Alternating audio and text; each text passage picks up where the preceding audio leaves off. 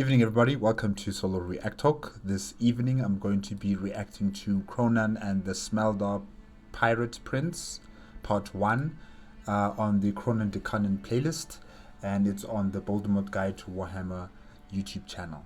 If you guys want to check out my previous reaction to the other videos on the Kronan the Cunning playlist, remember that the playlist card is going to be at the top right here for my reactions. If you guys want to check out the original video as well as Baldermort's Guide to Warhammer YouTube channel, the links are going to be in the description below. Yes, now, what happened in the previous episode? It was called Bug Swatting. Yes, Legend of Kronan Bug Swatting. Yeah, in Bug Swatting, the cunning waaagh, as they are called, had to deal with a Tyranid infestation on the Orcs of Omen, the capital ship belonging to Kronan. It went good. They successively destroyed the Tyranid infestation. However, Kronan has a problem now. One of his bosses, Backstabber, has got a hat that is giving him information and suggestions and solutions to problems that he might face. And this hat is a threat. As you all know by now, that any orc with a hat, for some reason, there's luck on their side, they have strategic mindset on their side, they have thoughts, they have ideas, they are thinking. So, having a hat on an orc is a very dangerous proposition. And Kronan recognizes that. If he cannot have it, he might probably kill Backstabber. So I'm thinking that he's going to formulate a plan to remove that hat from Backstabber, and we'll just have to wait and see. Tiddles is a very powerful squig. Very powerful, very big squig. It's able to teleport. I think it has properties of some sort of psyker abilities, because it's been absorbing weird boys, right? It's been absorbing weird boys that have been grafted onto the squig. So yeah, Tiddles has got some psyker abilities, psyker properties that he's using here and there. Like, he's able to teleport, like I said before. I don't know what else can he do. I think he does use some sort of telepathy with Kronan, as well as with other squigs that follow him, because he has a large entourage of squigs that follow him everywhere he goes. So I'm thinking maybe he does have some sort of telepathy. We'll just have to wait and see about that. And yeah, Kronan has also had to learn, to become a proper war boss of the cunning waaagh. Because the orcs need proper leadership. They need bosses who are competent. And yeah, it's not easy. It's not like on Aqualonia or Orqualonia. On Orqualonia, it was simple. He was on the ground. He directed his war the way he saw fit. But now that he's gone interstellar, things have become complicated. He needs more bosses. He needs more, hands on deck to steer this war into the proper course. Yeah.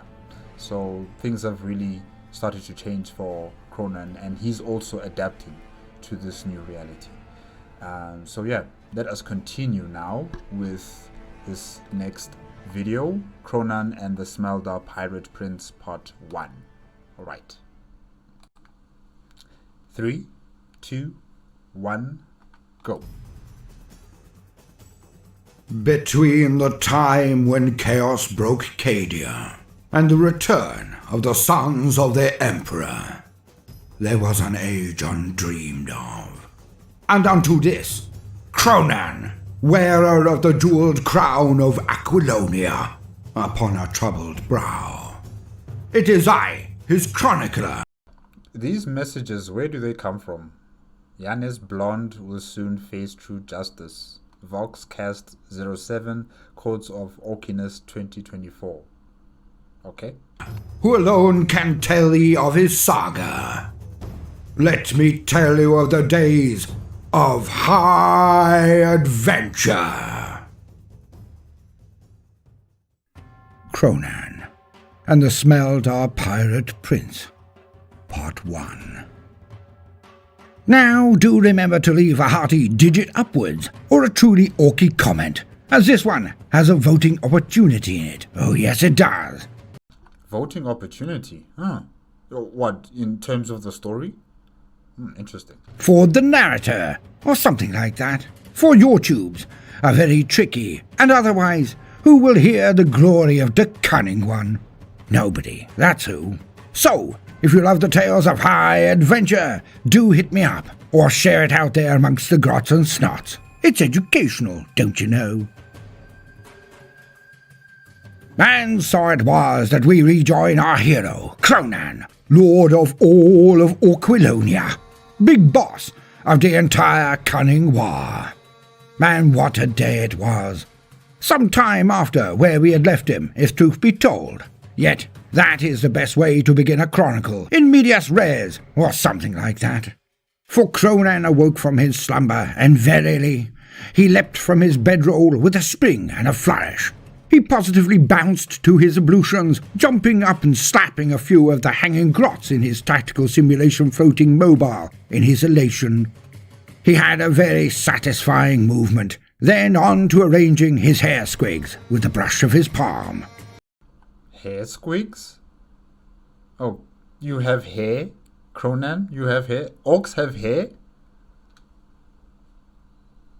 I don't think I've actually seen an orc in Warhammer 40k having, hair, bodily hair, or facial hair. I don't think I've actually seen any orc depicted with hair. Alright.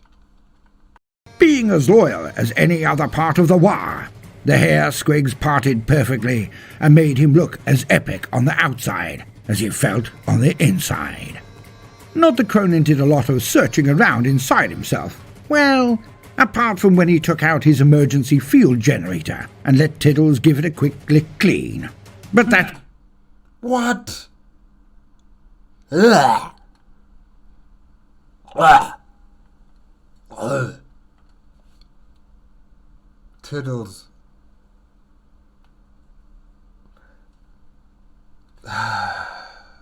Was incredibly infrequently, and nary did he have the time to do any self-reflection. Well, more than looking to see if his hair squigs were obeying his wishes, which, as we have heard, they always did. Kronan slammed open the doors to his inner sanctum, and his guards snapped to attention, meaning they snapped whatever they were tinkering or playing with, and gave him their full attention. The cunning one did not like to wait about, and these days he was an orc possessed. Never had... Yeah, what's going on with Kronan? He seems to be very uppity. I don't think that's the right word to use. But, he's very happy. He's very chappy.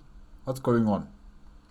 Had any seen him so jaunty? Not even in the old days of his first steps on the meandering to power did Kronan seem so electrified. Okay, sometimes this was due to an internal short and a few wormies of power crackling out and demi-frying him. But mostly, this was due to his left arm tinkering about when he was not looking. Turning things on and off, well, when he was wearing his super mega shiny armor, at the least. So, Kronan was known to go about without it most of the time. That's very brave of him, to walk around without power armor, knowing fully well that there might be one orc that thinks that they have a chance at taking out this war boss and becoming the war boss. Few took him any less seriously, as they had all witnessed, quite frequently and regularly actually, due to the mystery of truth, his ability to scrap, even in the buff. Had he not slain Tooth Smasher, while wearing only a long cloth? Or Yes, you are right about that, Baldermort. something like that. Anyways, Kronan was about his business with gusto, as he practically tap danced his way to the bridge of the Orcs of Omen, ready to read the reports of the day. And he was not disappointed. Wow, he's reading reports? The rest of the waaagh was in fine fettle again. The deck crew leered at him as he bounced through the doors and took reports before ascending the 20 stairs up to his command thong. Sat there, he began to chortle at the most up-to-date battle reports. Oddly, for any other race in the entire Milky Way galaxy, the elan of the entire Orc formation was through the roof. Now, what was odd about this particular set of circumstances was the absolute kicking that the waaagh fleets, their starships, had received for the last month or so. I mean, anyone else would be holding doleful, melancholy meetings with lots of self-recrimination about their tragic and near-total lack of progress. True. And cataclysmic losses for bugger all in return. Meetings possibly terminated by the sound of a darker shot going through the back of the highest-ranking officer's head when the doors had just closed. I can see that happening in the Imperium of Man. I can see a commissar just walking towards the commanding officer and shooting him in the head. I can just see that. Well, with the Tau, I'm not entirely sure. Maybe you'll go through a disciplinary hearing and then you'll probably be let go. You'll be able to go back home, but you won't be, in the position of authority anymore. With the Eldar, I think they'll forgive you. Because there's so few of them, executing you is not really the best choice. And since you guys since they live forever, they'll just forgive and forget over time. The Tau, I already spoke about the Tau. Necron tier, I'm not entirely sure what happens, when a commanding officer fails there. I'm not entirely sure. Also with the Tyranids, doesn't matter to them. Whether you win or lose as a commanding officer, it doesn't really matter. That's not what concerns them. The hunger, the devouring of entire worlds, that's what matters to them. So, yeah, if a commanding officer fails, it's just a little bump in the road. But yeah, with the Imperium of Man, clearly, I can see it. A commissar just walking towards a commanding officer and just, pah! Well, in those cultures where honour was still a thing, I suppose. But not the Greenskins. For they were the worshippers of the true gods, Gork, and, most importantly here, the lord of cunning brutality, Mork. For Mork was the patron god of Kronan and the entire waaagh. But they were truly enlightened and believed in the both of them, of course. Nor was that the end of the matter. But that is for later. So let us push on. In any case, this was certainly not how things were playing out in the waaagh, for they were having a whale of a time. They had been shot down, shaken, and starships sunk for weeks unending, all while the enemy slipped away and rarely had the courtesy to stick around to take their lumps in return. Others might have given up. Others might have plotted a course around the region. Others might have slunk off and wept about it, but not the Greenskins. Not the cunning waaagh.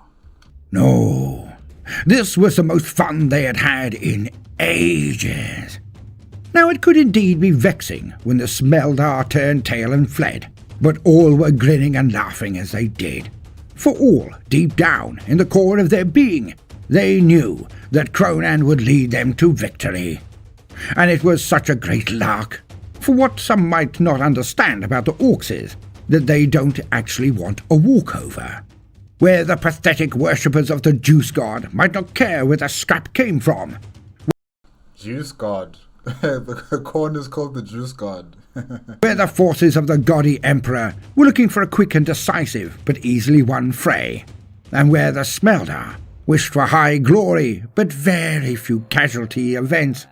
This was not the yearning of the Greenskins.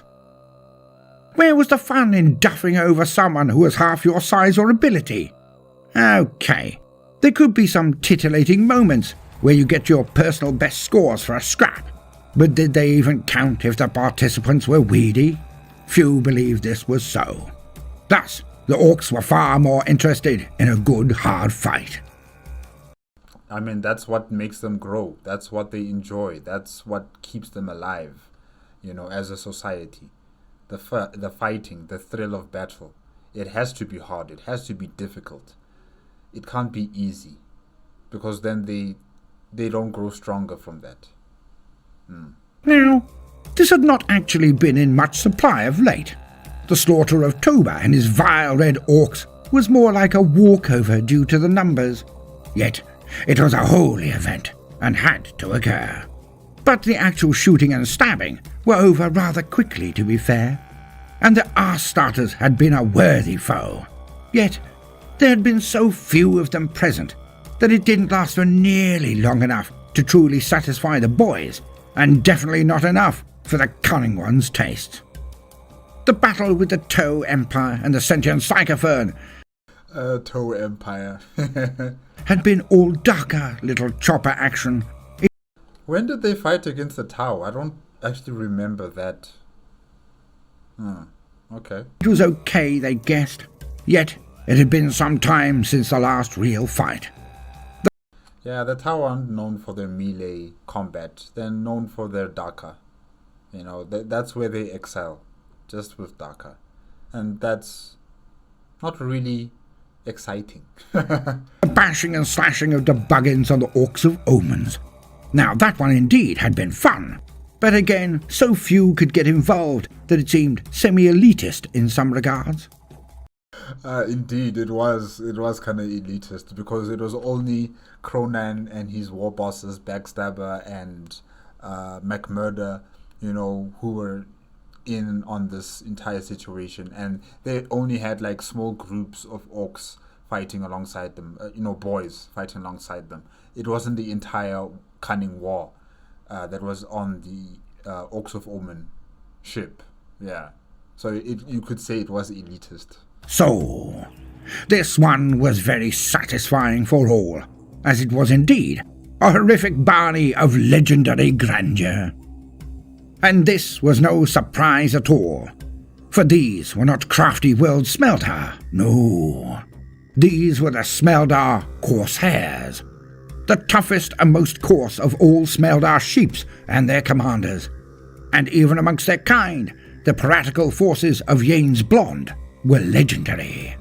These were the best of their kind, and by Mork's raucous rump were they surprisingly and satisfyingly fighty.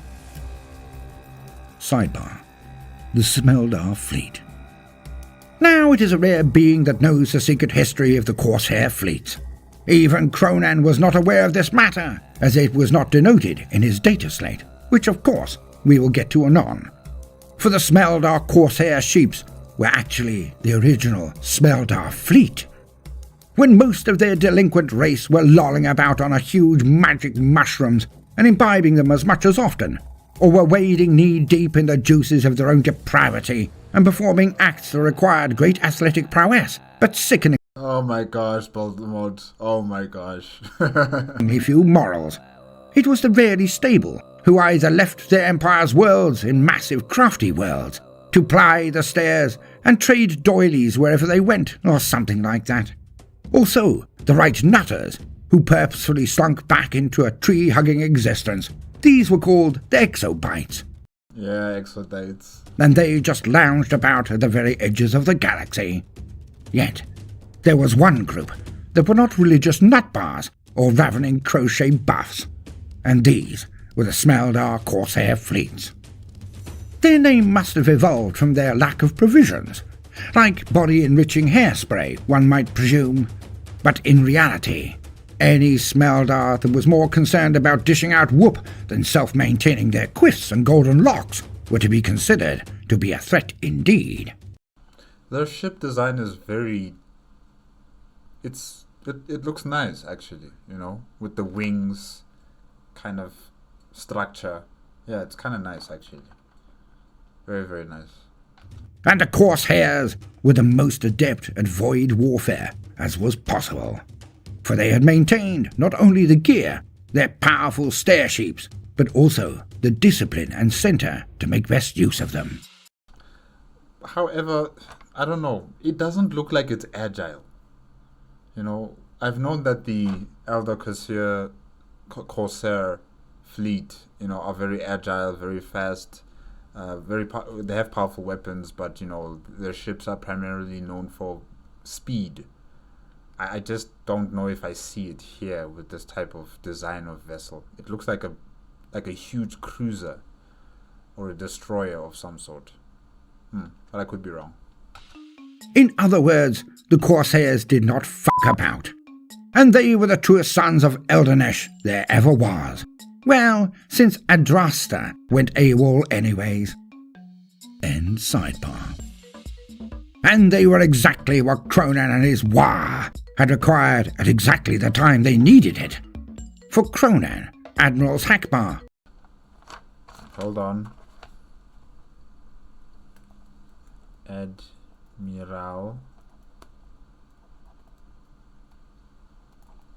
Hackbar. Grandmouth Tartan. Grandmouth. Mouth or Mao?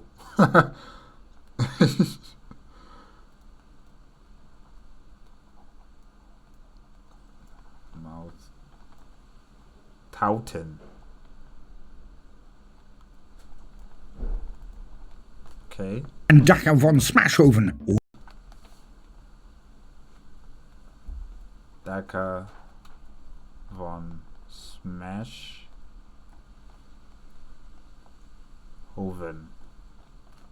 Agreed. If they could trounce the Smelldar in the void, then they could literally take on anyone or anything. And so it was that they went about the learning at a colossal rate of absorption.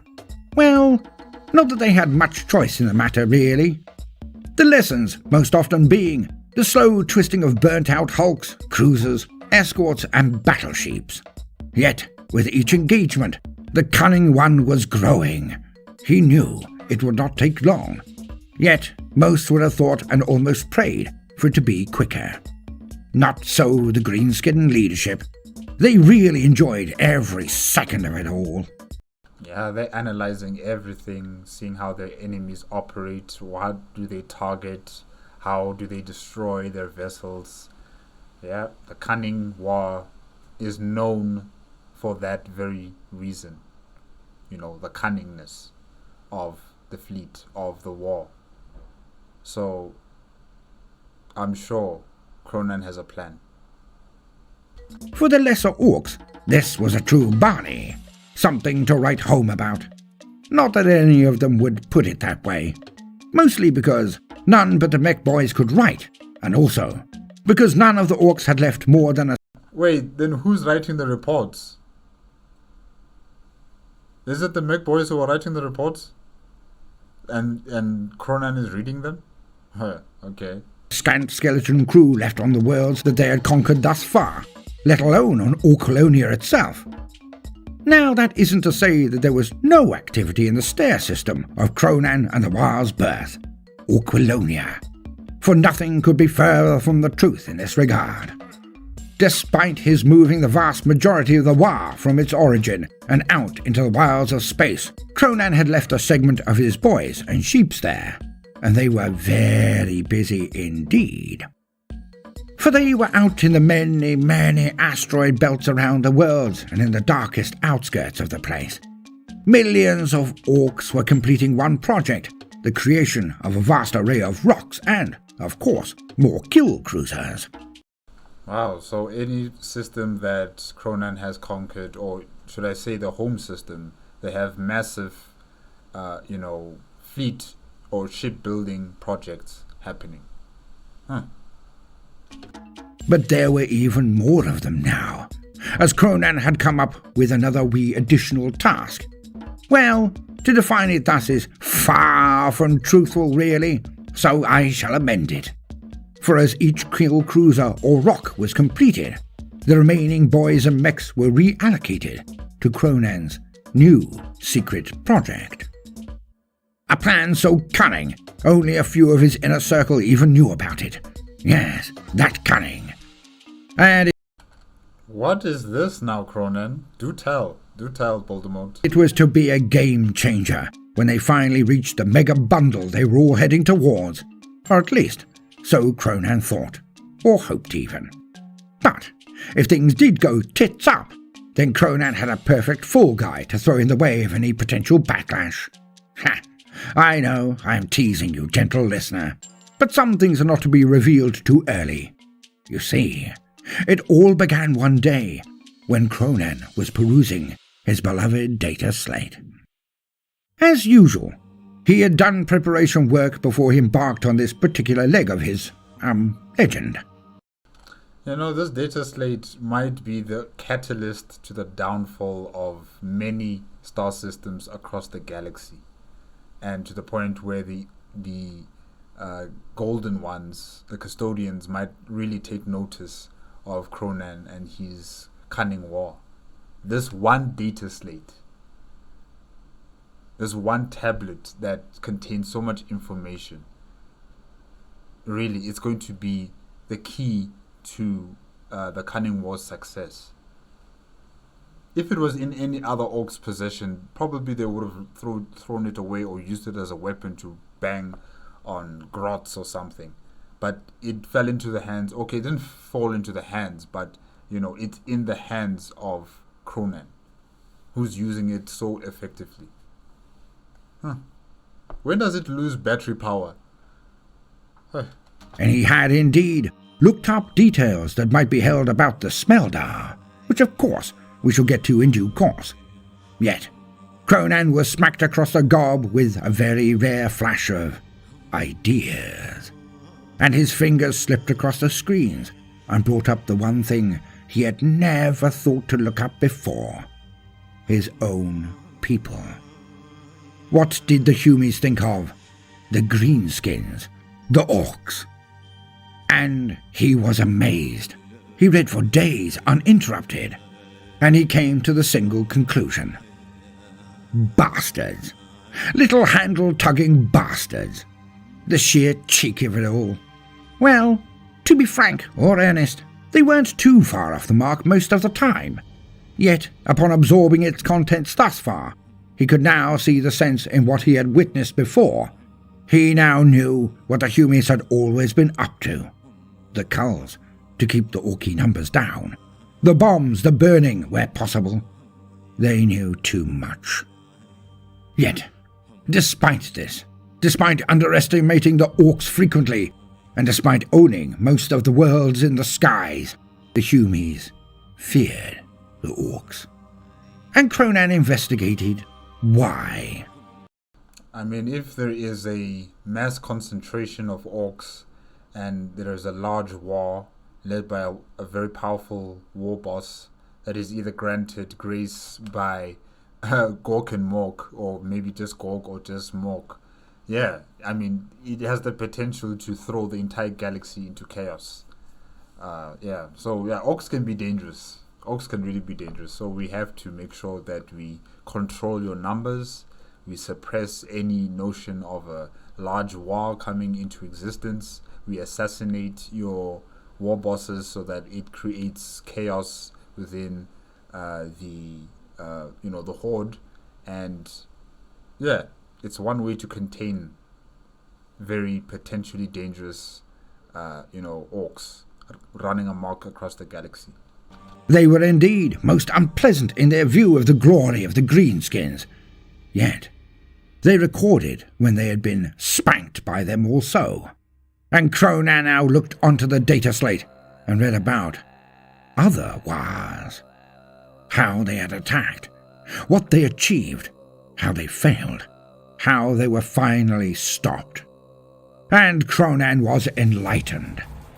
But bugger, thought Kronan initially, because many an assault would do exactly what he believed he would do in the same circumstances.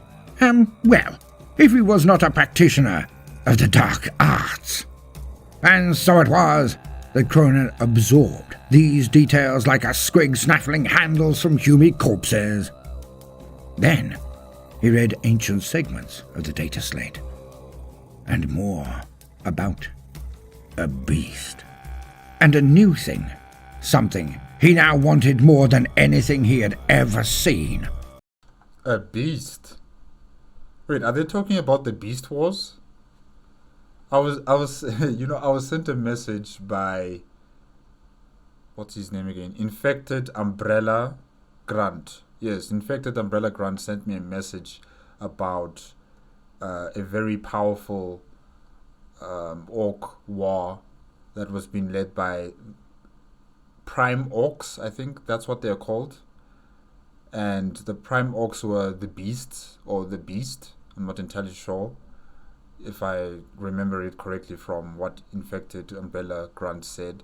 But yes, they were very powerful orcs that were closely to the level of their ancestors, the Gorks. Those very powerful and intelligent orc kind that were used during the War in Heaven, if I'm not mistaken. Not War in Heaven. I'm thinking about Stellaris. What is that conflict between the Necron and the Old Ones? I forgot what they named that war they had, but the Old Ones created the Eldar and they created the Gorks. Or is that what they call the Gorks? Yes, I think so. I think they call the Gorks, and the Gorks are the true evolution of the orcs, not what we're seeing nowadays with the orcs being, a bit aloof and dumb and just very simple in their existence. They used to be very intelligent, very powerful beings, and the beasts were closely living to that standard of becoming like their ancestors. And they had very powerful armies. They had powerful moons that they used as battleships that could teleport in any location, and it was really a threat to the Imperium of Man. I mean, they even teleported all the way to Earth or to Terra, and they were going to use Ulanor as a staging ground for their invasion of Terra. So yeah, the Beasts were a really dangerous orc band that could have really shattered the Imperium of Man if it weren't for Vulcan and his efforts in stopping them, and other people as well. I'm assuming also helped out and stopped the Beast orcs. So yeah, I think that's what he's talking about. I think that's what Kronan is reading up on the data slate. Okay. Well, apart from perhaps, just perhaps, the gold ones. But this new thing, he wanted at least one, at the very minimum. Thus, every last boy was sent to work on the new thing. Oh, yes, they were. And Kronan had a new role model. What is this new thing? Oh, he would always be like unto a star-struck youth at the mere mention of Gazgul, the prophet of Gork. Yet, he felt he could learn as much from this other hero of Orkidom, this beast. And when he was ready, he then took all of this information, all of these details, and discussed them with Izap Newtone and Grandmouth Tartan. Wait, is this new project going to involve teleportation technology? Is it going to involve creating moon-sized battleships? Oh wow, okay. Let's see what happens. Before long, he had bedazzled them so much that the Grand Mouth had almost believed that this was his idea in the first instance. And Izap was, well, he was ensorcelled. His mind went into so much activity that Kronan and Tartan could practically hear the gears moving around in his head as his slack-jawed saliva pooled beneath him. Kronan broke this reverie and asked Izap if it was possible. And so, Izap nodded in the affirmative with such vigour and joy that his head near came off. Thus, work was now afoot on this secret project, which they all agreed would be called the Tartan Doctrine, whatever that meant. And if things turned out to be a total balls-up, and ended a crapper plan than walking up to a Sororitas Abbey with a party-sized pot of yogurt and requesting an orgy. What? Then Tartan could take the fall. If things turned out as Kronan and Izap hoped, then Kronan could just reveal that it was his idea, and it was his toy. Naturally. And thus gain the accolades. And thus the work began. Kronan would miss Izap hanging around, but, helpfully, the big mech had managed to gain a few understudies, they would be able to carry out any divinely inspired alterations that Kronan came up with. The pair were called Albot Eisting, who was known for his exceptional skill. Oh my gosh. Einstein. Okay. Skills with all things bot related, you know, gargants and the like. And Stepan Squawking. Wow. Wow. Stefan what? Calls Squeak. Okay. Who was known for being under many a console while repairing them. Thus, he was often stepped on, which then, of course, made him squawk a lot. In any case, they were both working with Newtone and had learned much from him, as they were deep in his counsel, whatever that means. At the very least, they could maintain Kronan's new mobs of cunning mobiles. But let's push on. Anyways, life on the waaagh fleet had gone steadily forward as Kronan hatched his plans. But Kronan had to absorb the information he had garnered about his enemies, the Smelldar. He went unto his most sacred spot, his Axis Mundi, his chamber of secrets. And he recognized the new setup was quite to his liking, really. For once, not so long ago, Kronan would have a huge amount of grots hanging from the walls in tiny cages, waiting for his use in the dark arts, for these were his thinking grots.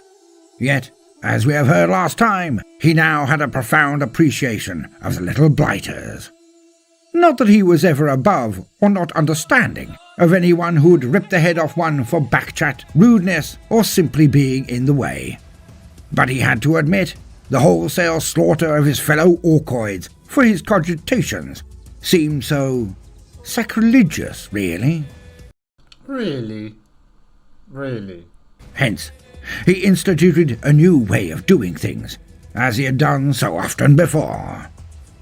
Now, instead of empty floor and chain-festooned walls filled with grot, he had a totally different setup.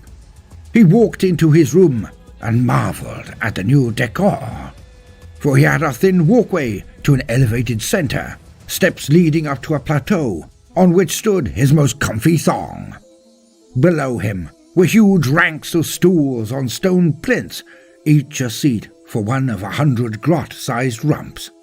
And as he sat on his thong, he pulled the lever of summoning.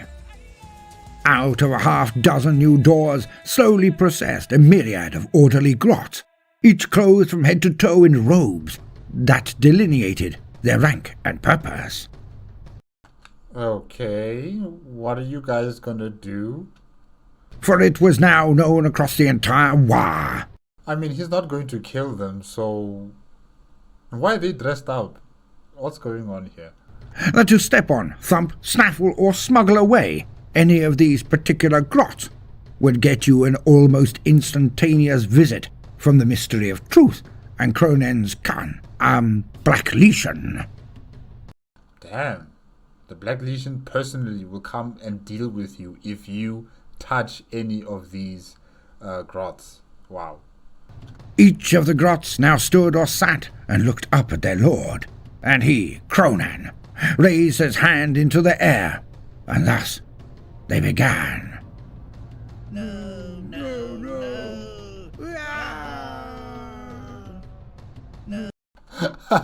That's what the grots say.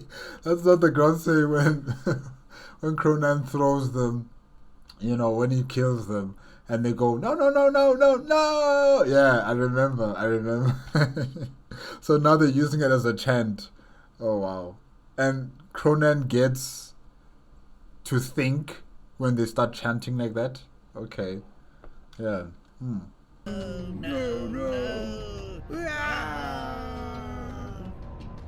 Sang the wee grot, and so it was that the process began. The height, the ambience, the knowledge. and Kronan began. He began to think. For Kronan had indeed also looked up the Smelldar in his data slate, and now was his time to prepare himself for the confrontations to come.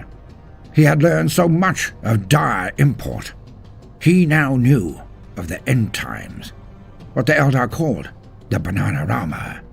He knew of their main factions also. The Bananarama?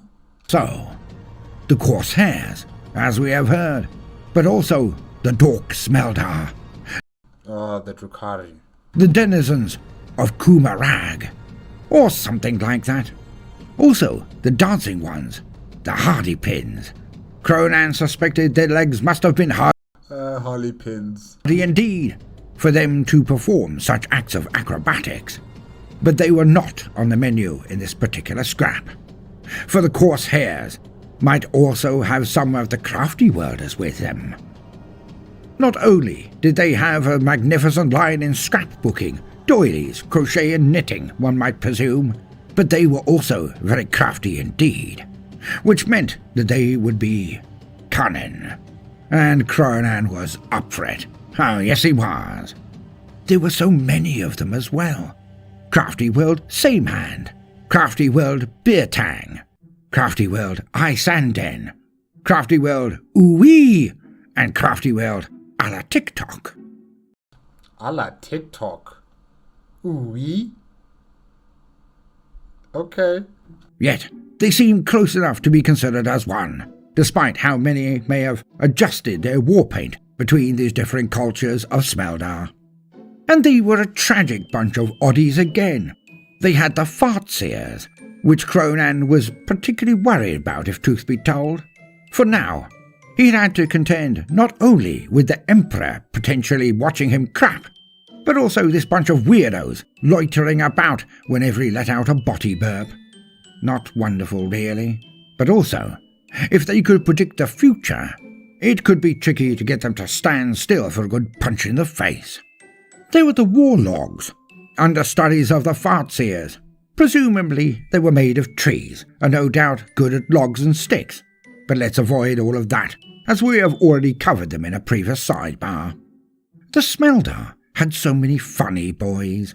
For, like the Orcs, every single one of the prancing pricks could be counted on in a scrap, or so the record showed. So at least they had that in common, because Kronan could never understand the humid designation of non-combatant, unless it was to signify the big-chested ones. Kronan, not everybody is meant for war. Okay, maybe in the Orcs, yeah, but not anyone else, not these other factions. But anyways. But no matter. These Smelldar were called the Guardy ones. They also had Storm Guardy ones, which was passing odd that they would have specialised boys for a scrap while it was raining, but then it was written mostly by Brits, so that was less of a surprise than one might imagine. And the Smelldar must have feared the rain, as it would probably play havoc with their meticulously arranged hairdos.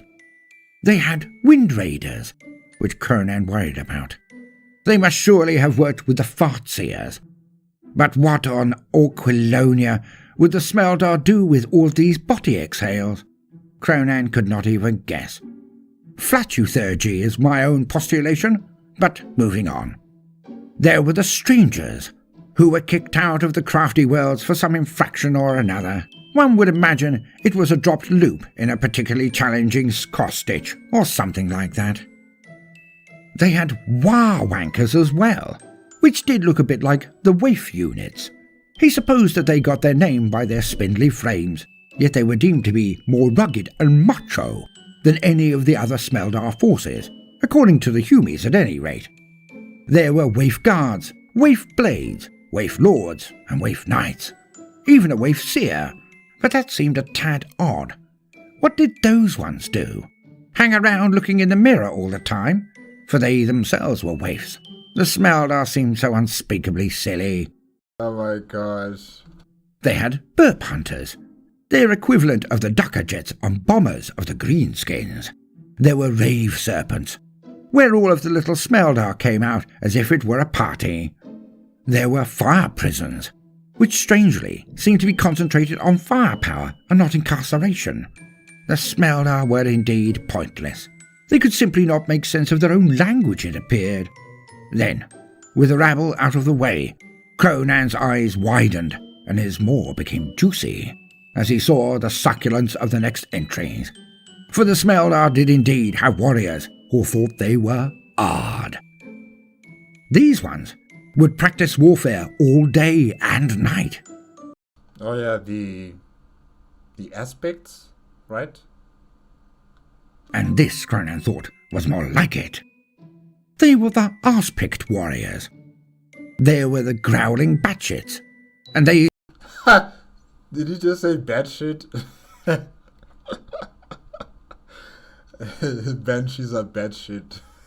seemed entirely crazy, as they were the smaller ones, the ones without second noses, but they did look nippy, and those blades of theirs were hardly diddy, very choppy indeed, hence potentially a worthy foe. The dire revengers were a little uninspiring, but accurate, he guessed. The Dark Heapers were fun as well. He would have to introduce them to his tank busters. The shiny spares were also nippy. They rode about on jet bikes and had long stickers that he simply knew would be ouchy. Kronan leered as he thought about what Ducker von Smashhoven would do to their whittle wings of spares. Oh, yes, he did. The swiping dorks and burp spiders were also intended to be deeply tedious, he noted. They could bounce into the skies or the burp and hide where necessary. Thought Kronan. They could be really annoying if he didn't play his cards right. He did read up about some form of scorpions, which sounded cool indeed.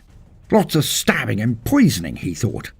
But when he read that they liked to lounge about while engaging in industrial action, he instantly moved on. Pah! Pathetic. The Fire Dragoons seemed like they might be fun, well, to watch at least. They had melty action in their lances, and this seemed like it would either be hilarious when you got amongst them, or the quickest way to be metamorphosized into a pool of bubbling ick, as tragic violence had been by the Buggins. And Kronan read of Void Beavers and Star or Sky Beavers of the Dancers. Shallow Seers, Death Pesters and Solitaries were amongst them also. Are you gonna fight against all of these different sections of Eldar society? I don't know. But he did not think the Hardy Pins would be involved. So yeah, also the Drukhari, I don't think they'll be involved, or the Craftworld Eldar. I think you're just gonna deal with the Corsairs, maybe. For the present, he ignored them. Kronan sat and cogitated. He had so many orcs in his armies. He had many a specialist that he could use to thwart the Smelldar. Krunkelstein was one, but also Grinner. For Kronan had continually thought about that green beam that came from the freebooter's hat. Something was most definitely up with that particular piece of headgear, and Kronan would unpick the riddle and then use the orc boss to his advantage. And so he thought on. And eventually he knew what to do.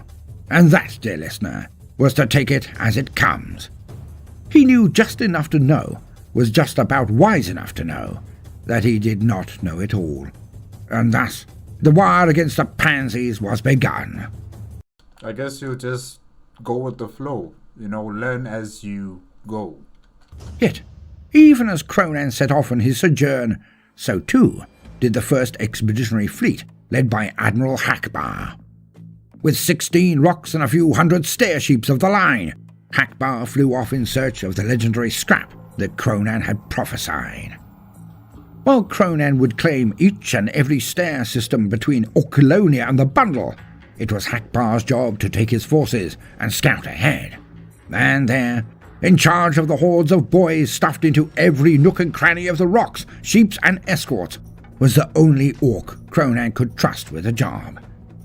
Isaac Newton was working on the secret special job. Madnut Krunkelstein and Ducker von Smashhoven were required for the battle against the Smelldar pirate fleets, of course. So Kronan had to send one of his more naval along to shore up the chain of command and make certain that his instructions were followed to the letter. Well, there's still Backstabber, and there's also McMurder. You know, you could ask them for help. And much to Kronan's disappointment, he simply could not entrust this mission to any of the others. Higher Wafter was barely sentient, Milton John was far too unpopular, and Nog Smasher, who he called Appledon, was as inept as he was violent. And so it was that Kronan finally caved and put one of his best mates in charge of the entire thing. For he had every knowledge that Hackbar may be nominally the titular commander of the fleet, but would need someone to put some fire under his feet to keep him in the action. So, I think it's going to be McMurder. Because this is McMurder right here. Gutless wonder indeed. Yet, when the orcs were on the world, had been sent down to prepare for the coming of the Cunning One and the main force, there would need to be a boss of unquestionable loyalty, so that definitely negated Grinner the Backstabber, but also of such phenomenal power that he could maintain order through violence alone. And none other than Gitsquisher McMurder would match up to this near impossible criteria with the useless wastrels that surrounded him. Now Gitsquisher had a formidable reputation. Had he not commanded a flank in the battle against Toba and his Whiffy forces? Of course he had. But more than this. McMurder had also been in charge of the first contact rituals. Hence, all who had joined the waaagh after his appointment were already well acquainted with the way he ran things, and more than aware of his fightiness. Also, McMurder had indeed been working on some truly impressive skills while in charge of the rites. He had a backhand slice second to none but Kronan himself, and he was canny enough to know when not to push his luck. Kronan would miss him in tedious meetings, of course, as Gitsquisher would unceremoniously push the button on his arm, and the clang of it falling away from his body always gave everyone a comical laugh when These guys are the best of friends, it seems. Yeah, Kronan is very comfortable with McMurder. Yeah. things were getting tiresome. Of course. It was always side-splittingly funny to all when he took said unattached arm and beat someone to death with it if they continued to drone on. Gitsquisher always seemed to know when Kronan was getting bored, and his actions had saved the Cunning One from overexerting himself when he had already invoked the rule of 3 too many times in any deeply grating day. Nor would the fleet not mourn his loss. Well, as much as any orc would. For, between his usual duties, McMurder had become a regular in interviews for the questing adventuring teams who were clearing out the Orcs of Omens. His personal favourite team was, of course, the most popular of them all, and for good reason. For the Slay team were hilarious, and almost impervious to the casualties other parties seemed to suffer. Cannibal, Mad Dog, Mug, Bloody-Eyed Barracudas, and their mascot, the Grot, Carrion, were always the height of carnage and entertainment. Yet even when interviewing other teams, Gitsquisher McMurder was always avuncular and mostly supportive. Well, encouraging is probably more the word really. Supportive sounds more bra-esque, as one can imagine, so that was definitely not it. McMurder was encouraging. Yes, that's more like it. His breakdowns of the events and incisive questions thereafter would be missed by the entire waaagh Kronan knew. Yeah, no, not Backstabber. McMurder is really indispensable in the Cunning War for Kronan. If he loses him, I don't think he'll be the same. Yeah. Both in terms of him being a war boss and just in his own personal capacity as Kronan. I don't think he'll be the same if he loses someone like this. McMurder. But needs must when the Squiggoth charges, as Kronan was still trying to get others to say. When they all gathered in the bay to see off old Gitsquisher, Kronan was stoic, But Tiddles was crying a tsunami of tears and wailing like a canine that had lost its master. Oh, wow, Tiddles is crying for someone who is not Kronan? Wow, they must have like a very close relationship then. He hadn't, of course, because Kronan was quite evidently and obviously his true master. Yet the gigantic ball of teeth howled like his heart had been broken before he charged out of the bay, taking with him all of the tiny little copies of himself, as a wave of squigs bound after him, also lamenting, though they didn't really know why. And it was then that Kronan stepped forward. In his hands he held a colossal sword of astonishing providence. And Gitsquisher McMurder's jaw dropped. He looked to his big boss, Kronan, and then back at the blade, as Kronan held it out to him. McMurder knew that this was not a permanent gift. No. This would forever be the blade of the Cunning One, for it was gifted to him by their guard, Mork himself. Hence, this... When did that happen? I don't remember that moment where Mork gave Kronan a blade. I can't remember that. Okay. This was an honor beyond honors. For the Cunning One, Kronan, was tasking him to take it and draw first blood with it. He would be the very herald of Kronan. But the gift came with a mountainously suffocating weight of responsibility. For it meant that, by taking it, McMurder would be agreeing to give it back. A boulder of duty was placed upon him, one he could never escape from under until he had indeed returned the blade to Kronan. So it doesn't mean give it back through combat. He will just willingly give it back to you. Okay. Alright, because I was worried there that he might have to fight against Kronan, just for Kronan to get back his blade. Yeah, I don't want McMurder to die, For it meant that he had to survive to do this. He could not throw caution to the wind and join the front lines. He could not get involved in the place he loved to be most, the deepest, messiest center of any fray. Yet he could not deny his lord, his boss, his leader. Gitsquisher took the weapon in his hands, which dropped quite a bit actually, because Kronan was such a strapping big boy. He made everything look so easy, and so, well, did he really? But the weight of the weapon was far more than McMurder was used to. Another minor little inconvenience. Without months of practice, there was no way on Orcolonia that McMurder could wield this huge bastard of a chopper. The first chopper, or no. Hence, he could not be painting himself blue and charging into the enemy with it at any time soon. Kronan had hog-tied McMurder like a festive spit roast. Now, some might say, crumbs, is McMurder that clever to have fathomed all of that in the one go? Well, it is regularly known that the head is often more capable than the heart. Or was it the other way round? In any case, the answer is yes in both accounts, yeah. The actual realization of the duty did indeed only dawn on him as time went on.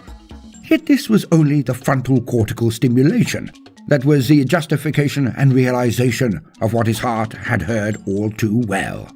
He knew this to be true ever before he understood it.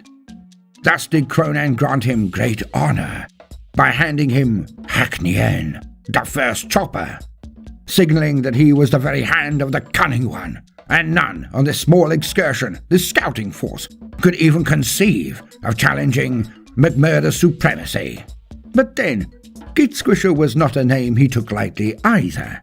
He liked to reinforce the name as much as it just came by nature. Hence, McMurder was meaty, fighty, and bitey enough to cow all resistance anyways. The weapon, the first chopper, was a signal. It was a sign. It was also a perfectly good reason for Kronan to make bloody well sure he did follow up old McMurder just to get his holy artifact back. Hence, it was also a sort of promise from the big boss to his warrior. Yes, I will be back for this. So rest assured, you are not some expendable like the Grots are. Ha ha. But of course, nobody else would give any gifts. Nobody else would part with any of their hard-earned bling or booty to another. Hence was the prophecy fulfilled and the legend of Kronan enriched. For noblesse oblige was indeed the expectation of the king. Yeah, Kronan is just doing things his own way, which are just unheard of in orc culture, if I can say that. So yeah, really, he's going beyond just to make sure that McMurdo comes back in one piece. McMurdo now has an objective. Yes, he's to lead the forces, but he has to make sure that he doesn't die. He has to make sure that he's still able to give back the sword to Kronan. Yeah. In this case, that was inarguably Kronan, and he acted like one. More simply put, only a true king gives his stuff out a bit, because he's got to show how much he already has, eh? Hackbar was given a glare and a nod by the cunning one. He didn't mind, most knew. All Hackbar really cared about were those beings hiding around corners or in the shadows, ready to jump out on him, a weirdo. But such is life, that it takes so many forms and faces to make the sum greater than the whole of the parts, or something like that. Either way, Kronan did not trudge after they had all watched the shuttle head over to the Gutless Wonder, Hackbar's flagship. He strode with purpose. The forward scout fleet was prepared and heading out. In the distance, Kronan felt he could even begin to see the new thing worked on. But of course, this was a flight of fancy. He was millions of miles away from the incredibly rich mineral asteroid belts that were its present home, being built as close to the source of materials as possible. Kronan really did want at least one before the main event, yet he left them to work. I'm sure he is creating some sort of moon, super battleship moon, that's going to teleport into the battle against the Eldar Corsairs. I'm sure. In peace. He had bigger fish to fry, as the Toe Empire hate to hear, but hear it they must. For this was even more popular a saying since Ramalama Ding Dong 4 than his own needs must when the Squiggoth charges thing. Even though most had not taken part in the butchery of the blue thingies, the liar cast, or something like that. The fire cast, the liar cast, wow. Well, the entire waaagh had seen the footage, so pretending it would not stick around was not really on the menu, unless Kronan struck the combat footage from the massacre of the Toe Boys from the VidNet. And even with the mystery of truth and the entirety of his Black Legion, even Kronan was not unwise enough to pee directly into the faces of his own adherents or fans by doing that. Moving swiftly on, Hackbar and McMurdo now corralled their forces together, then ripped a huge tear into the burp, and off they went. Now, Hackbar was no... The warp is called the burp? Okay, wow, let me write that down.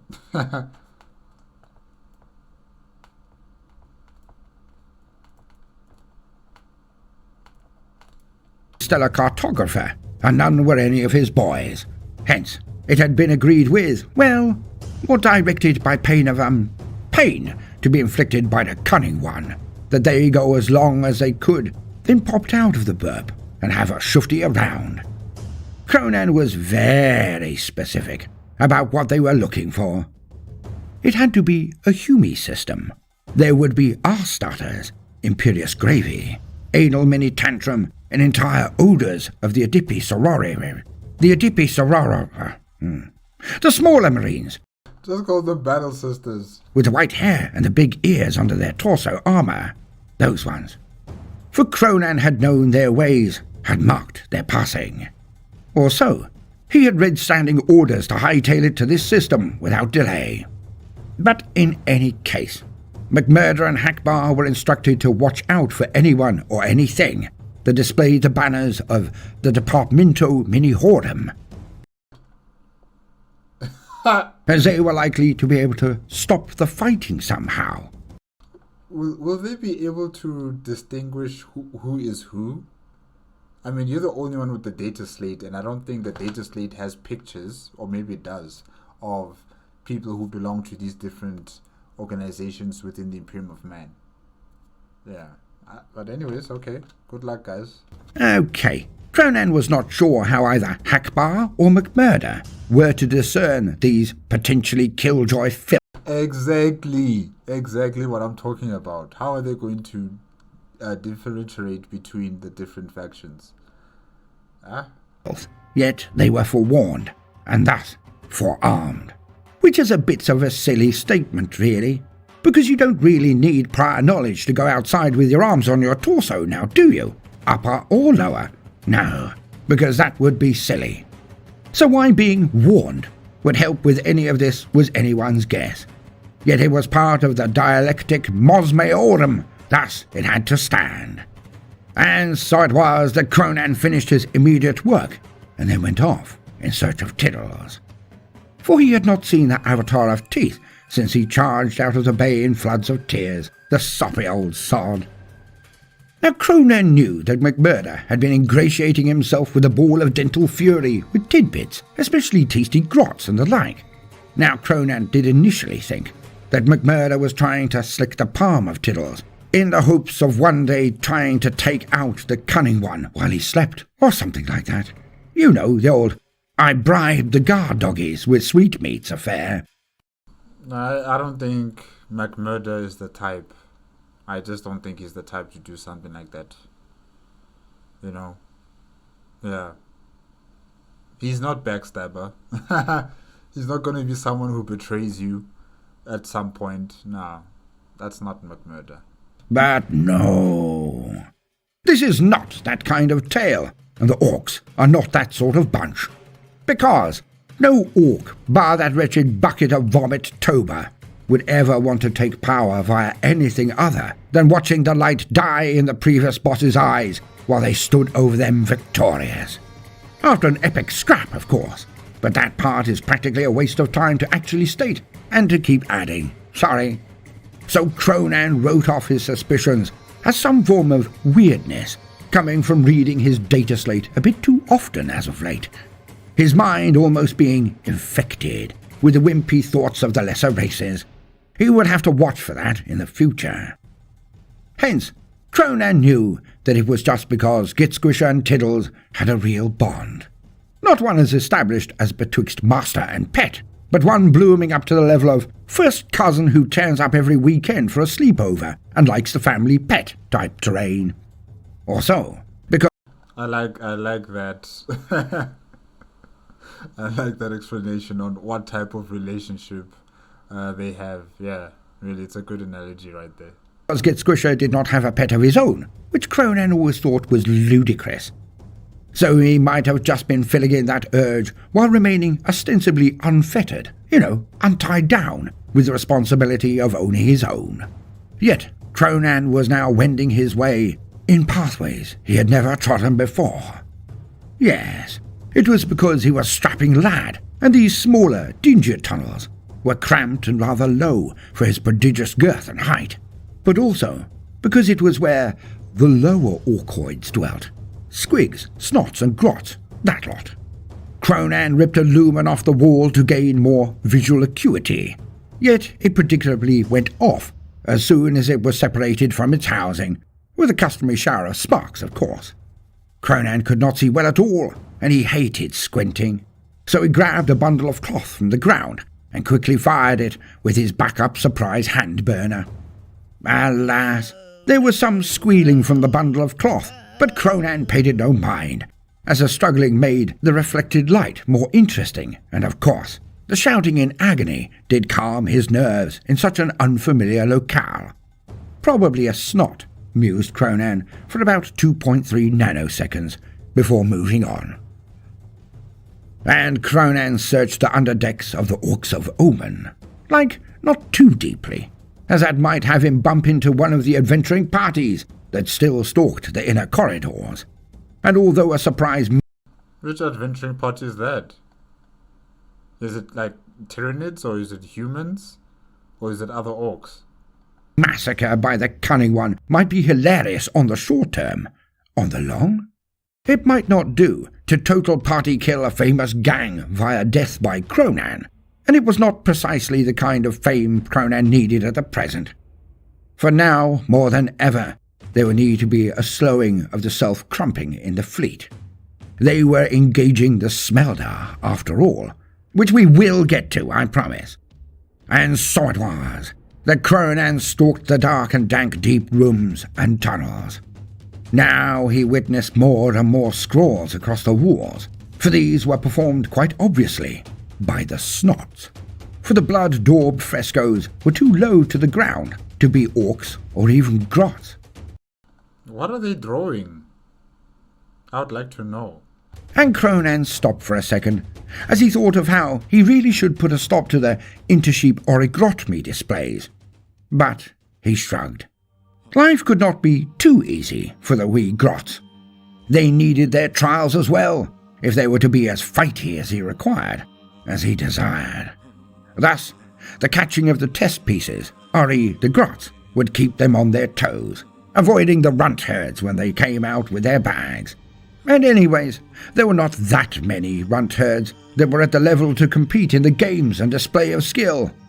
The grots had it pretty good under his new regime. Oh, yes, they did. Well, apart from when Madnut Krunkelstein believed he could perform mech stuff as well as all but eye sting, Krunkelstein had proposed that the use of grots could power the sheeps and make them faster. How? How would that work? Yes. No. Alas, even when he shoveled 10,000 grots into a furnace in one day, there was no marked change in the velocity of the test vessel. Yeah, 'cause you crazy. You are crazy. Ergo, he was talking utter tosh. This was, of course, the last time anyone listened to Madnut when he was utterly pie-eyed and 3 sheets to the wind on grog. And Kronan did almost consider correlating that the level of good counsel compared to utter bollocks spouted was somehow intrinsically linked to the amount of booze the weird boy had consumed. Go figure. Anyways, Kronan lurked and stalked in the darkness, and he saw the markings the snots had made on the walls. Now most seemed to be an excellently religious devotional, for there were many images that were unmistakably Gork and Mork. More Mork, of course, as this was his waaagh. Yet there appeared another image amongst them all. 2, in fact.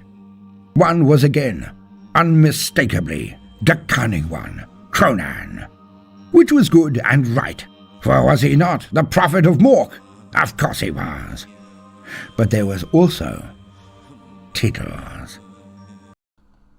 Okay, Tittles and Kronan being superstars. Okay. And his depictions were a tad on the large side for Kronan's liking. Come on, Kronan, come on. Stop trying to get all the light. Share it at least with your best companion, Tittles. And as he walked on, he saw that the scrawls from earlier were probably older. And as he got deeper into the darkness, the newer murals were going apace. Yet the prominence and colour of the pictures had changed. The adored bloody frescoes of the Orb of Teeth were getting larger, and Kronan could see that there was another light flickering at the end of a long alley come walkway. He quietly snuck up and peered inside. And there he was. There was Tittles, sat on a huge collection of cushions. Well, Kronan hoped they were cushions, as otherwise they were snots, and they were allowing him to sit on them, which meant some would invariably snuff it under the pressure. Around Tittles were also squigs, of course.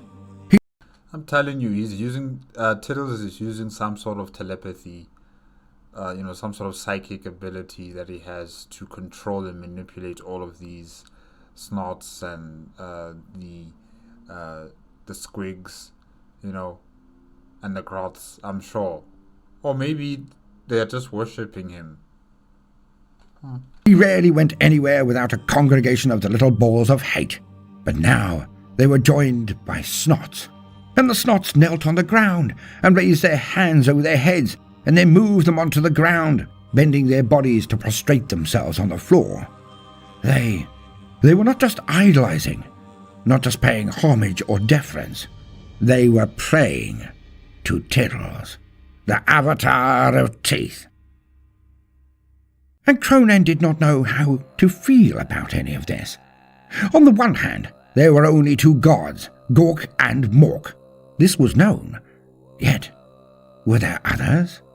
Had the Greenskins been lied to about their entire culture?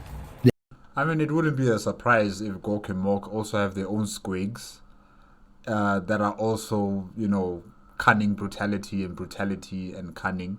It's possible. Entire history. For even Kronan had to admit, were it not for his excellent chronicler, then none would truly know of his tale in the future, and he had never heard of another boss having one. Go, that word again, eh? He worried that perhaps the orcs had always had more gods, and had just forgotten. Perhaps there was one for the grot. Perhaps, just perhaps, Tiddles was indeed the avatar of teeth. Was he actually the prophet of the Squig God? Did they have one? Kronan trudged on, deep in thought. Then he stopped, and a sneaky bellow of body burp erupted from his poo pouch unbidden. The tight gantries and tunnels really concentrated the bouquet, and Kronan had tears of mirth coming down as he could not escape his own flatus. And he could see why the Black Legion despised him expelling his grunts into the outer chamber before heading into bed. Sniggering for the next half hour or more, Kronan headed up to the far less weird or challenging region of the ship that was populated by his own kind, the orcs. All spiritual considerations now gone, washed away in the tears of his mirth. And of course, it was then that the klaxons flared up again, and all of the lumens on the ship turned red. They were under attack again. Battle stations, this is not a drill. Well, probably not the orcs of Omen itself, but outlier elements of the escorts at the least. And Kronan ran to the bridge to enjoy the hilarity. He did so loud, shouting, "Fire!" It was somehow life-enriching to see so much Daka released after his one-worded order. Now this is what being a boss was all about. The Daka. And so it was that Kronan leapt through the doors of the bridge as soon as they were opened wide enough, then bounced up the stairs towards his golden command song. Lights and shapes, chevrons and icons of a dizzying myriad appeared before the cunning one as he flipped on the noosphere battle schematics. The fop was at it again. A small sortie of Smelldar ships was now harassing the edges of his fleet. Grandmouth Tartan was already acting to contain as many sheeps as possible, bellowing at them to hold course and fire when the Smelldar came in close enough, and that's it. Yet the juicy opportunity for a scrap was so difficult to resist. And Kronan facepalmed comedically to Tartan, as they both saw a gaggle of kill cruisers and brute ships head off after a picket passing harassing Smelldar. A puff of fumes came from one of the sheeps, and it was clear to see that they had dropped their bomber and fighter wings to engage with the pansies. Alas, this was always a crap plan. For as studious as Daka von Smashoven had been in their tutelage, the fly boys were still utterly rubbish out there. The Smelldar escorts dipped behind the shadow of a moon, and it didn't take Mork's own cunning to figure out what was coming next. And practically on cue, out plopped a set of Smelldar fighter pilots. Yeah, well, the Eldar are still very much far more experienced in void combat compared to the orcs of the Cunning War. They still need to learn and perfect the art of void fighting. Yeah. They'll get there. They danced and weaved around Kronan's fighters, outnumbered at least 5-1 as they were, yet their speed, agility, and accuracy meant that the Smelldar were darting in and out of von Smashoven's fighter wings and pulling them apart in detail. Yet Kronan was now a bit better versed in this situation than of late, and Tartan was getting properly exercised, as this had been the third raid today. and today was a slow one. As the kill cruisers caught up with the swiftly diminishing Orky fighters, the Smelldar did not even peel off and scarper as usual. It seemed that their amount of orcs was getting to the enemy. They used to be satisfied with just stripping off some fighters and maybe cutting up a few escorts per raid. Yet, as more sheep of the waaagh had made it through the burp and arrived at the new muster points, the Smelldar must have realized that their pinprick stings were simply not doing anything to cease the greenskin onward rush. And things had not all gone the Smelldar's way either, for Kronan and Tartan had identified the regions they most often came from, most often retreated towards. Okay, the crafty Smelldar had wandered them down many a dead end and, of course, a set-piece slaughter. Yet, the waaagh had pushed into some systems and just rushed for habitable planets or asteroid belts where the scallywags might be hiding. Then the collected fleet would simply bombard the place with Daka from many hundreds of ships. Inexorably, some of the dainty Eldar vessels or bases were there, and scrap missions had always chortled hard when they did find the remains of Smelldar sheep, bases, or floating decompressed bodies. Hence, these seemingly minor events to the Eldar were huge morale victories for the greenskins, and it certainly kept them in the fight. And so it was that the Smelldar cutters that buzzed the fleet were not running, but turning on their pursuers and slicing some up with their deadly rays of heat and death. Yet, one of the enemy's sheep was caught between two Orky vessels they had smashed, only to be jumped on by a good Orky ram ship. The smaller Orky vessel was mostly shorn in half by the nimbly reacting Smelldar. Joy of joys, though. The remaining half of the brute ram ship half dug into the nippy Smelldar sheep and disgorged its contents. Man, the Eldar, or should I say the Corsairs, they're not ready for this cunning war.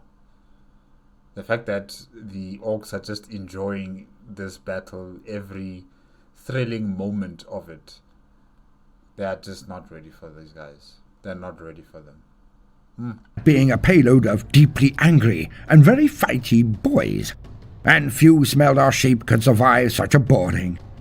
Kronan grinned a cunning leer as he thought of the carnage that must be ensuing on near every deck, stairwell and bay of the Smelldar sheep. It was glorious. He was almost jealous when he then ordered the Orcs of Omen to fire its long-range missiles into the escaping Smelldar cutter. Fire! Oh, they would get away most often, but 1 in 5 of those who were shot at by this level of missiles at this proximity? It was in the lap of the gods, of course, but Kronan grinned again, and even more wolfishly, as 2 missiles of the wave slammed into the second Smelldar sheep and transformed it into a lovely plume of multicolored fire. And the rest of the Orky kill cruisers caught up to the boarded Smelldar sheep and sent over more boys to help out. Their fighters, having nowhere to run to and nowhere to hide, would end their days taking out as many of the Orc jets as possible. Or so Kronan thought. Yet, all the greenskins knew, as they would hold the space after the engagement and could thus salvage anything left behind, he knew that all of his own fighters and bombers would be almost instantly replaced. It was one of the tasks he had given specifically to Stepan Squawking to maintain and increase the flight wings. And then, on the very edges of detection range, a lone fighter appeared. Again. Dipping in and out of detection range, it was the Smelldar fighter Ace, the ones the Orkies called the Cast Iron Bast. The Cast Iron Bast? Okay.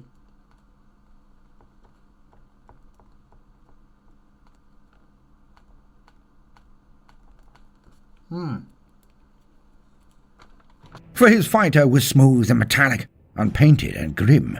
Well, for a Smelldar vehicle anyways. It glittered in the distance, forever beckoning, forever just out of range.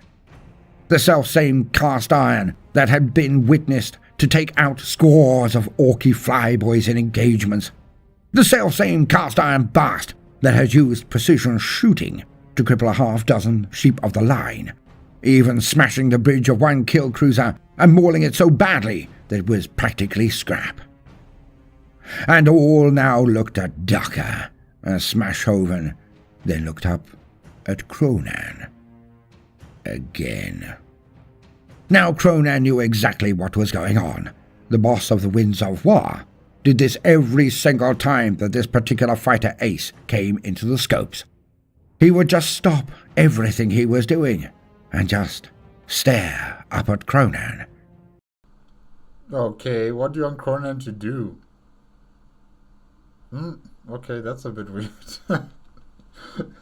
Just leave Kronan to think on formulating a plan, guys. Be patient. He did not cross his hands over his chest. He did not tut. He did not whine, moan, or complain. But he looked at him.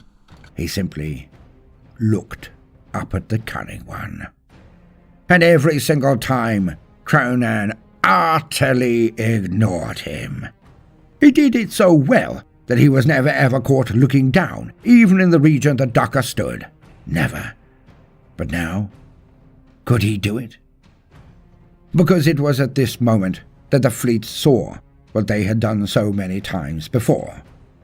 As the cast iron blast now sped towards the furball that was almost wrapping up, and he was on them in a minute, weaving between streams of good orky Ducker, turning impossibly in space and eviscerating those chasing him, before then flipping around again and hunting down stragglers or even entire groups of 3 or 4 orky pilots.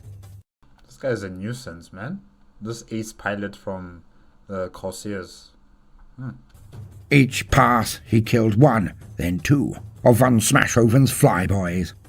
He was tearing the entire formation to pieces and slicing them up like a kebab chef with a line of customers out of the door. It was utter carnage. Yet Kronan did not look down at the stock-still boss of the Winds of Waaagh. Now Kronan was not actually averse to losing some of his boys, no matter the station. Oh, he would miss the camaraderie, of course, but as no truly orky orc fears death, there was no situation where they did not at least consider that casualties would be left behind on the battlefield. For Waaagh had its price, and yeah, the war has its price, but, try to avoid sending out your most valuable players out to die. Yeah, you would need them in other situations as well.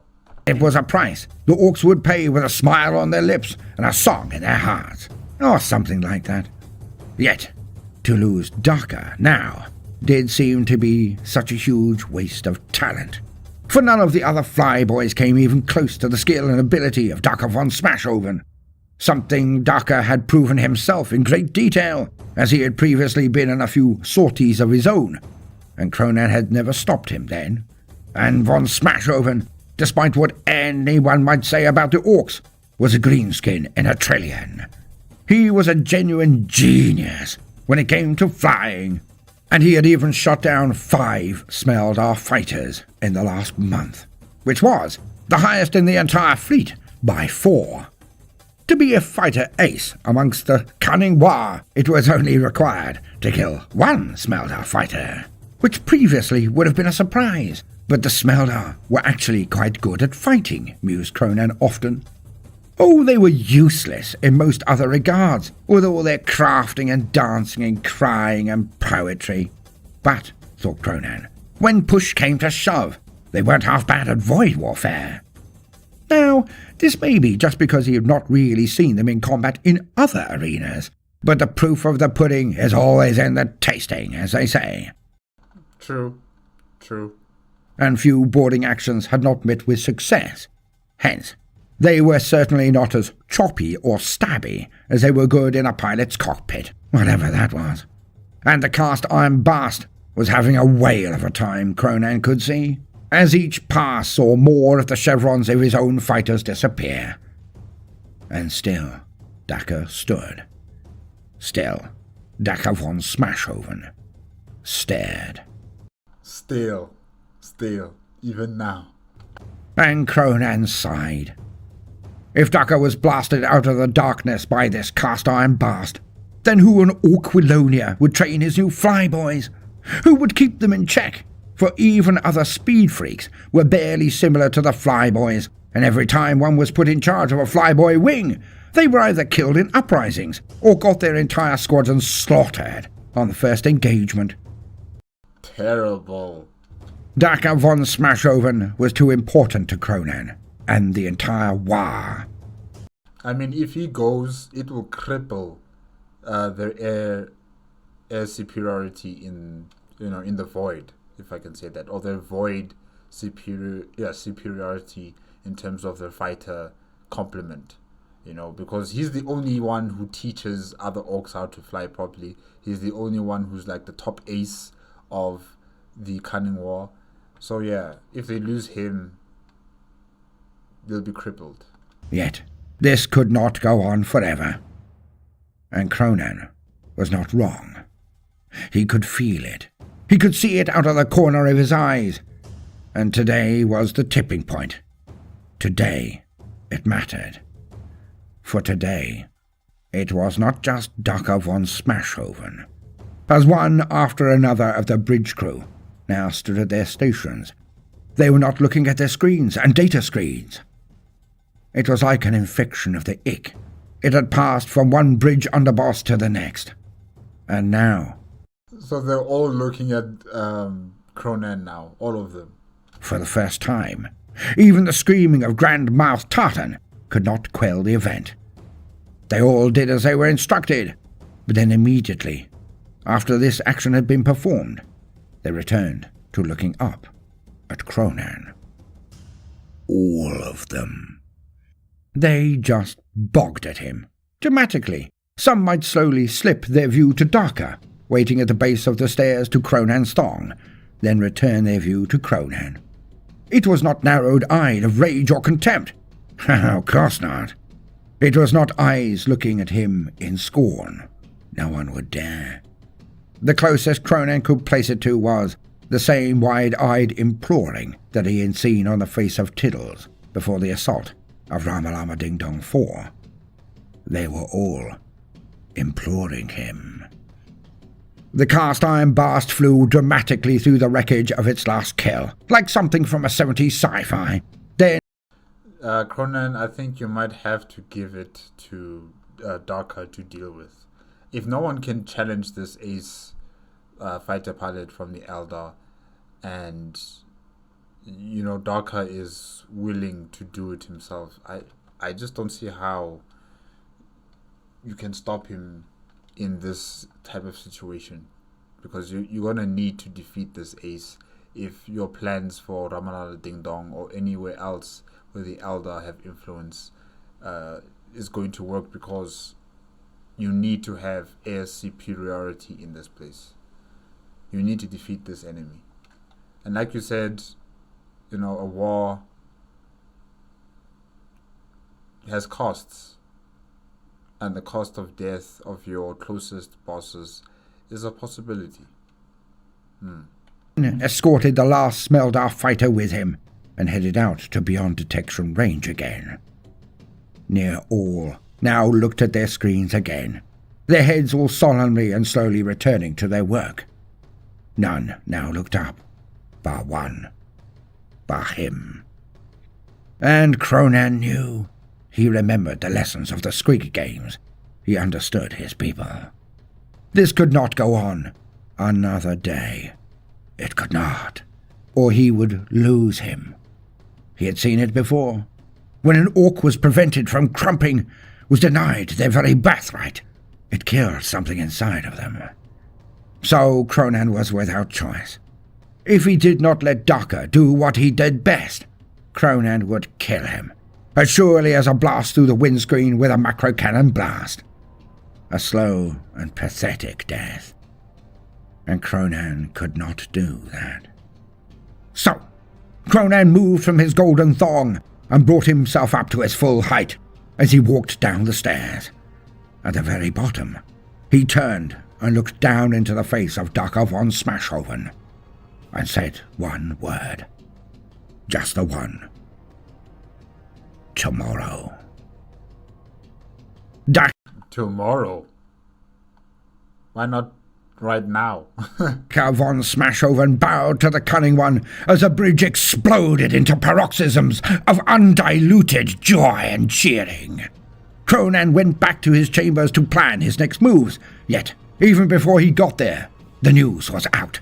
Whispered from sheep to sheep, Kronan was pretty much sure that every last greenskin in the fleet would know by the time he had finished his repast. And he was not wrong. But he was slightly miffed when his din-dins was disrupted, for he did like to sample the vid displays while eating. But, of course, the mood swiftly passed. The show he was watching cut out. Blackness. Then, vids of the cast iron bast were streaming across the entire fleet, across his screen. Then, suddenly, the screen went black again. Then a single sigil appeared on the screen, with a green Orky flag fluttering in the background. It was a sigil of the Winds of waaagh, the icon of Daka von Smashoven. Kronan could hear the screams of adulation from his black legion just outside. He knew the selfsame screams were erupting aboard every stair sheep in the fleet. They really did not like this cast-iron bast for certain. And who doesn't like a grudge match, a Rwengi killing spree? Nobody worthy of the mention, that's who. Well, that was that. If the cast-iron bast turned up tomorrow, it was on. There was now nothing Kronan could do to stop it, as every last greenskin in the fleet went into anticipation mode. Tomorrow. To be continued. And so, gentle listener, another return to old form as I ask you to forge the narrative. It's vote time. Hit the comments with your vote, but please put it at the top of your comment, if possible. I wonder what did people vote for. I guess we'll see in part 2. Any commentary should be in a separate entry, because it simply makes it easier to read the votes when the time comes, which won't be as long this time. So, you choose. Forge the narrative. Option 1. Daka von Smashoven is just an orc. He is talented, but is biting off more than he can chew. He challenges who the orcs called the cast iron bast, but this is actually a legendary Eldar fighter pilot named Adrin Angau, the Death Bird. Option 1. Daka gets blown out of the sky, and Kronan has to find a new boss for the Flyboys. Option 2. Daka von Smashoven is everything his lord requires, and he blows this Adrin Angau out of the skies, proving that it is not only the Eldar who have the gods with them this day. Option 2. Daka kills the Eldar. Option 3. Daka is good, but Adrin Angau is his equal, and both snuff it in a mid-void collision. Option 3. Option 3 I'm not sure about, hey? I don't want Daka to die, so option 2. Option 2. Both die. So, please write down options 1, 2, or 3 and help to forge the narrative. And I can assure you, the results will be in faster the more votes I can winkle out of you. Forge the narrative. You decide. See you all soon, and thank you for your precious time. Now, no matter what you do today, do try to make some time for fun. Toodaloo.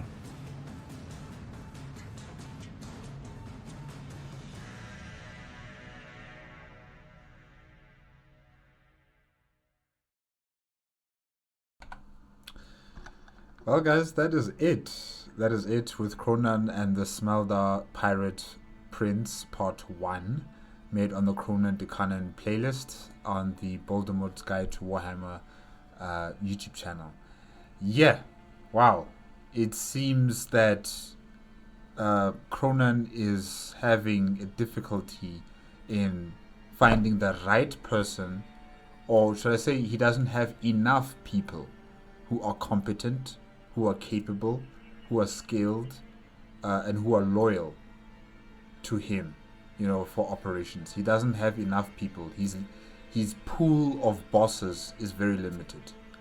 And he's using his closest and most reliable people for the job, like McMurder and like Darker now, also heading out to battle. He needs more bosses.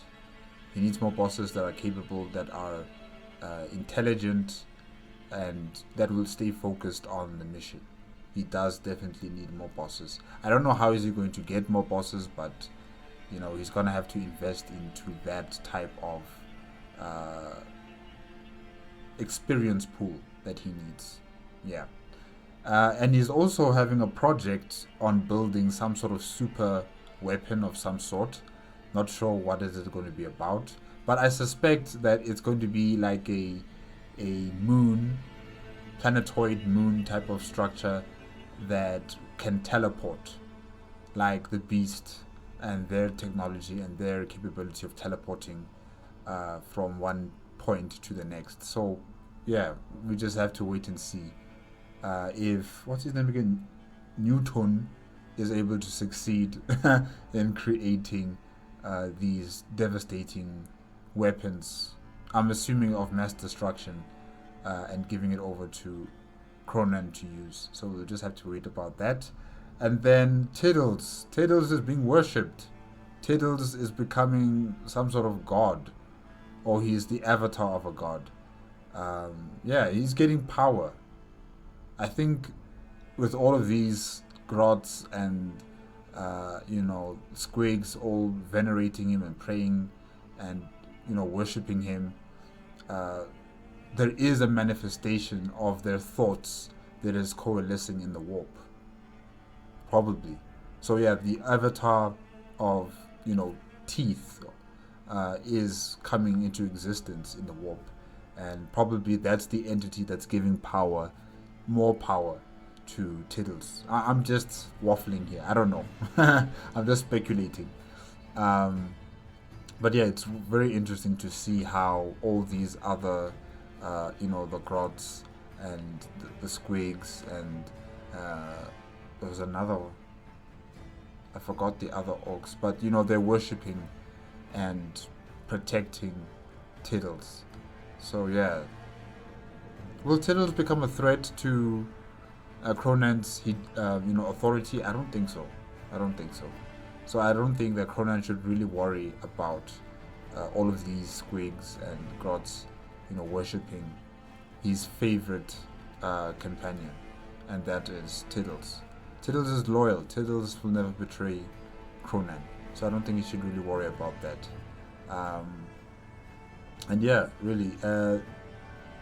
Kronan he's stuck between a rock and a hard place when it comes to his cunning war. The orcs within this war need proper battle as soon as possible. They need to be fighting on the ground. They need to be fighting in the air of a planet. Because void battles look cool, look amazing. You get to shoot a lot of Daka, but it's just not the same like fighting on the surface. Riding your speed bikes, chanting and whooping, and celebrating that you're fighting against the enemy. They need to have that sort of energy in their lives, or action in their lives, or else this war is going to be very frustrated, very irritated, and it might lead to some conflicts happening across the cunning war. And that's not what Kronan needs right now. He needs to make sure that his war continues to progress and that they get proper battles. Because clearly they did not get it from the Tau, they did not get it or get enough of it from the Astartes or Red October, all of these other altercations, also the Tyranids and the Tau. It was just not enough. They need more. So hopefully with the Ramalala Ding Dong sector, they will probably get more action, and they'll be happy. A happy orc is a fighting orc, not a waiting and sitting still orc. No, that's a miserable orc, definitely. But guys, that's it. I guess we'll just have to wait for part 2 and see what happens with Daka, as well as McMurder, as he also continues with his mission as the herald of Kronan, the cunning. And yeah, we'll just have to wait and see what happens in part 2. Thanks again to Baldermort, Baldermort Guide to Warhammer for this content in terms of Kronan the Cunning. And remember, guys, if you guys want to check out the original video as well as Kronan the Cunning, Baldermort's Guide to Warhammer, the links are going to be in the description below. If you like my reaction, please give it a like, comment, and subscribe to my channel. Click on the notification bell if you want to be up to date with my latest videos, and I'll see you guys hopefully next week. Okay.